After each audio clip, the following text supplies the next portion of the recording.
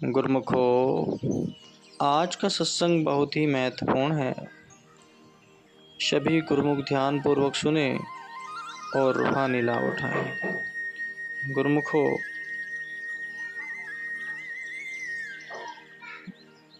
कितने लोगों के मन में विचार आते हैं, प्रश्न उठता है कि जिस सत्संग की इतनी महिमा है उसका थोड़ा सा रूप वर्णन कर दीजिए जिससे असलियत का पता लग जाए।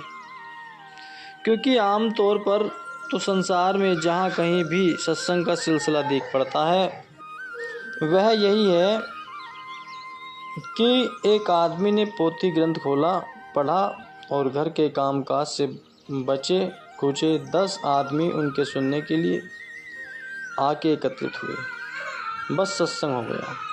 या किसी ने गाने बजाने के पश्चात कुछ लेक्चर सुना दिया और बात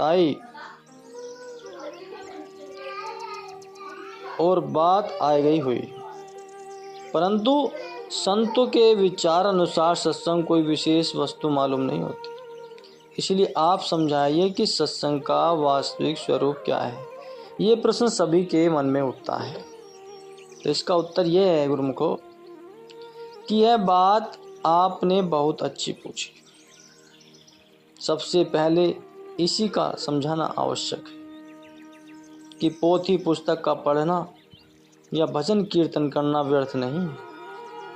इससे भी कुछ न कुछ जागृति पैदा होती है, परंतु शर्त यह है कि उसके भाव को समझकर पढ़ा सुना जाए।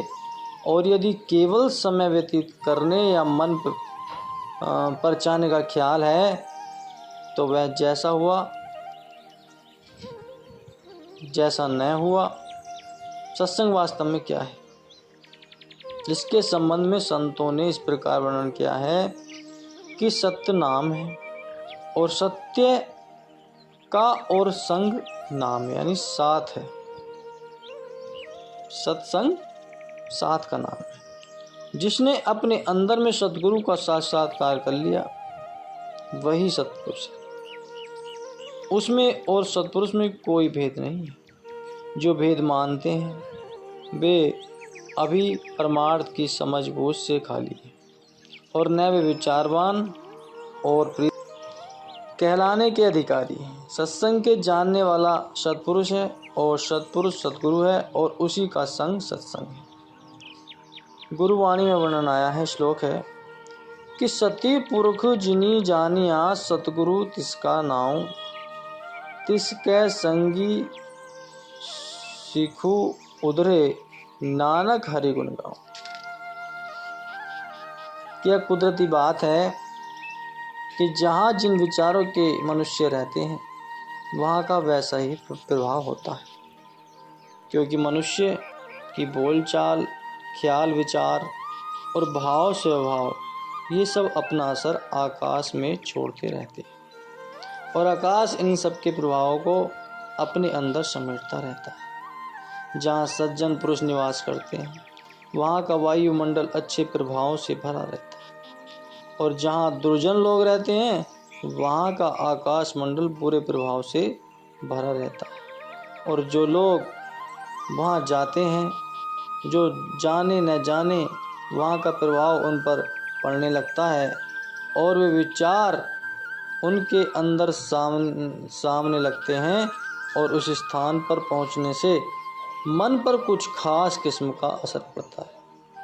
तो आपने सुना होगा कि जब श्री रामचंद्र जी महाराज ने रणभूमि के अंदर अपने आप को नागपाश में बंधवा लिया था तो नारद जी के भेजने पर गरुड़ जी ने आकर उन्हें छुड़वाया।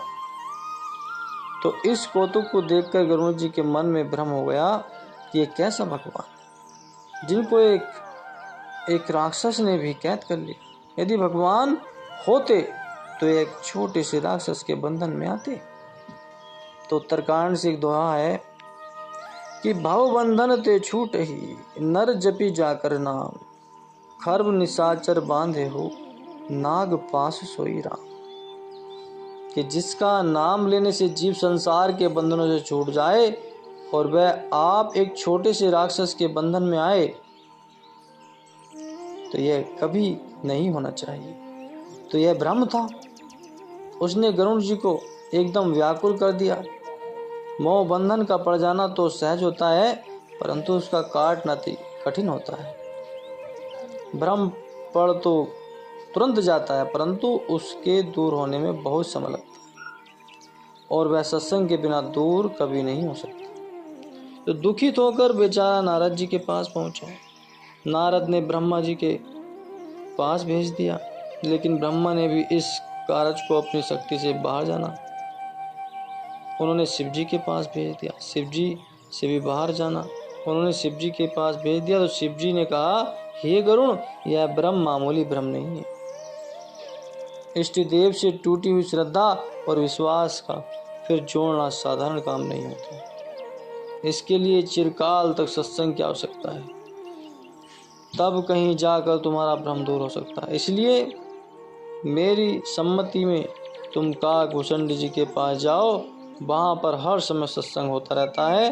वहाँ पर जाने से यह भ्रम आप से आप निवृत्त हो जाएगा। फिर कहीं जाने आने जाने की आवश्यकता नहीं रहेगी। वहाँ से आज्ञा पाकर गरुड़ जी ने सुमेरु पर्वत का मार्ग पकड़ा और भूषण जी के आश्रम पर जा पहुँचे। परंतु उस मंडल में प्रवेश करते ही मन पर कुछ ऐसा प्रभाव पड़ा कि विचारों ने तत्काल पट्टा खाया, और जिस संशय को लेकर वहां गए थे वह मार्ग में ही साफ हो गया। लेकिन फिर भी उन्होंने कुछ काल वहां ठहरकर काकभूषण जी के सत्संग से बहुत कुछ लाभ प्राप्त किया। श्री रामायण से दोहा है कि बिना सत्संग न करी कथा, बिना सत्संग न हरि कथा, तेहि बिन मोह न भाग। मोह गए बिन राम पद, होय न दृढ़ अनुराग।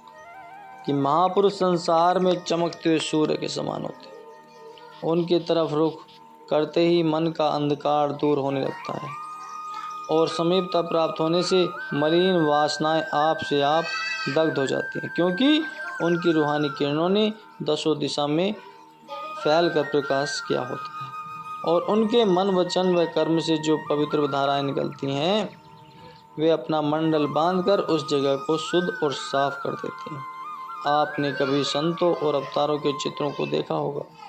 उनके शीश के चारों ओर सूर्य की किरणों के समान गोल या चक्कर बना होता है। आम लोग उसका भेद नहीं जानते, परंतु वास्तव में उसका भाव यही होता है। ऐसे सत्पुरुषों की संगति का प्रभाव कुछ विशेष गुणदायक हुआ करता है, और जिस सत्संग की शास्त्रों में इतनी ऊंची महिमा गायन हुई है, वह इन्हीं का सत्संग होता है। जिनको सौभाग्य से ऐसा सत्संग मिल गया, उनकी किस्मत का क्या कहना। संसार में आना ही ऐसे लोगों का सफल है, जिनको ऐसे महापुरुषों की संगति और समीपता प्राप्त हुई है। बोलो जयकारा, बोल मेरे श्री गुरु महाराज जी की जय।